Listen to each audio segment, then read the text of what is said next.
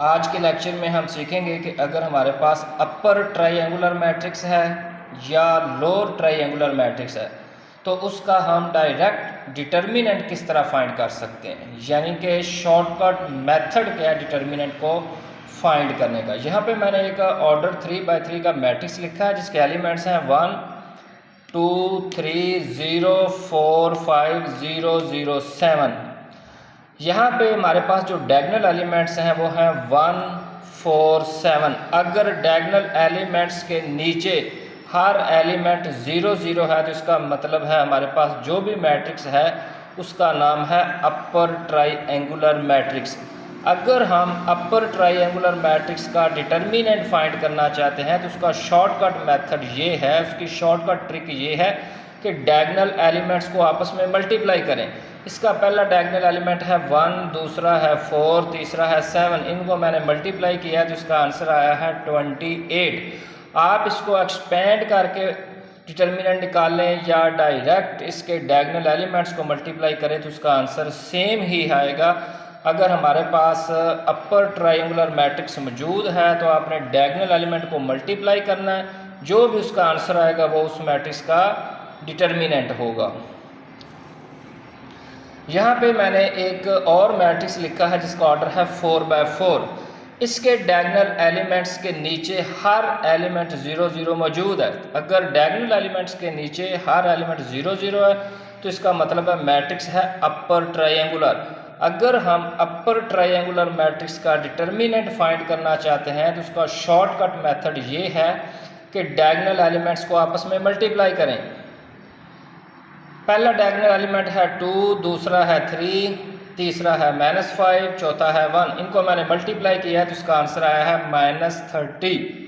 अगर आप इसको एक्सपेंड करेंगे फिर भी -30 आएगा। अगर आप मैट्रिक्स को देख के चेक करें कि आज ये अपर ट्रायंगुलर है तो आप डायगोनल एलिमेंट्स को मल्टीप्लाई करें तो जो वो उसका डिटर्मिनेंट निकल आएगा। इसी तरह दूसरा हमने डिटर्मिनेंट फाइंड करना है लोअर ट्रायंगुलर मैट्रिसेस का। यहाँ पे एक पहला मैंने लोअर ट्रायंगुलर मैट्रिक्स लिखा है जिसके एलिमेंट्स हैं 1 0 0 2 3 0 4 5 6।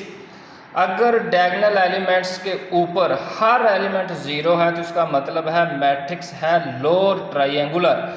चाहे मैट्रिक्स अपर ट्रायंगुलर है या लोअर ट्रायंगुलर है, दोनों का डिटर्मिनेंट फाइंड करने का तरीकाकार ये है कि आप डायगोनल एलिमेंट्स को मल्टीप्लाई करें, जो भी उनका आंसर आएगा वो उस मैट्रिक्स का डिटर्मिनेंट होगा। यहाँ पे पहला डायगोनल एलिमेंट 1 है, दूसरा 3 है, तीसरा 6 है।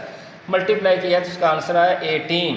आप इसको एक्सपेंड करेंगे फिर भी 18 आएगा। आप इसको देख के क्या ये अपर है या लोअर है तो आप डायगोनल एलिमेंट्स को मल्टीप्लाई करते जाएंगे तो वो उसका डिटर्मिनेंट निकल आएगा। इसी तरह एक दूसरा मैंने लोअर ट्रायंगुलर मैट्रिक्स लिखा है जिसका ऑर्डर है 4x4। यहाँ पे चेक करें डायगोनल एलिमेंट्स के ऊपर हर एलिमेंट 0 0 है। अगर डायगोनल एलिमेंट्स के ऊपर हर एलिमेंट 0 0 है तो इसका मतलब है मैट्रिक्स है लोअर ट्रायंगुलर। मैट्रिक्स चाहे लोअर ट्रायंगुलर है या अपर ट्रायंगुलर है, आपने क्या करना है डायगोनल एलिमेंट्स को मल्टीप्लाई करना है, वो उस मैट्रिक्स का डिटर्मिनेंट निकल आएगा। यहाँ पे इसका पहला डायगोनल एलिमेंट है 1 को मल्टीप्लाई किया दूसरे एलिमेंट से, फिर तीसरे से मल्टीप्लाई किया, फिर चौथे से किया तो इसका आंसर निकला है 315। इसके बाद एंड पे मैंने लिखा determinant of A diagonal matrices. यहाँ पे मैंने एक डायगोनल मैट्रिक्स लिखा जिसके एलिमेंट्स हैं 2 0 0 0 3 0 0 0 4। जो डायगोनल मैट्रिक्स होता है वो अपर ट्रायंगुलर भी होता है और लोअर ट्रायंगुलर भी होता है। इसका भी डिटर्मिनेंट फाइंड करने का वही तरीकाकार है जो आपने अपर ट्रायंगुलर में अप्लाई किया है या आपने लोअर ट्रायंगुलर में अप्लाई किया है। तो आप इसके डायगोनल एलिमेंट्स को मल्टीप्लाई करें, 2 को 3 से मल्टीप्लाई करें, 3 को 4 से मल्टीप्लाई करें तो इसका आंसर निकला है 24। मैट्रिक्स चाहे अपर ट्रायंगुलर है या लोअर ट्रायंगुलर है या डायगोनल मैट्रिक्स है, तीनों का डिटर्मिनेंट फाइंड करने का एक ही तरीका है कि आप डायगोनल एलिमेंट्स को मल्टीप्लाई करें, जो भी उसका आंसर आएगा वो उस मैट्रिक्स का डिटर्मिनेंट होगा।